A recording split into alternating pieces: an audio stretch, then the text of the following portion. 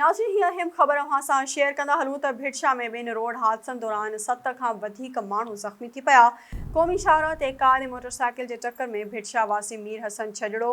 ऐं अनवर हुसैन छजड़ो ज़ख़्मी थी पिया, जॾहिं त मेन दरगाह रोड वटि ट्रक जे ब्रेक फेल थियण सबबि बीठल मुसाफ़िरनि मथां चढ़ी वई, जंहिं में 5 मुसाफ़िर ज़ख़्मी थी पिया। ज़ख़्मियुनि में मिसमात फहमीदा, जाफ़र ख़ान, राहिब ख़ान ऐं ॿिया शामिल आहिनि, जिन खे पुलिस रूरल हेल्थ सेंटर भिटशा मुंतक़िल कयो, जिते त हिकु ज़ख़्मी जी हालत नाज़ुक हुअण ते खेसि हैदराबाद में रखियो वियो। ही ताज़ा तरीन ख़बर अव्हां सां शेयर कंदा हलूं त क़ौमी शाहराह ते कार ऐं मोटरसाइकिल जे टक्कर में भिटशा वासी मीर हसन छजड़ो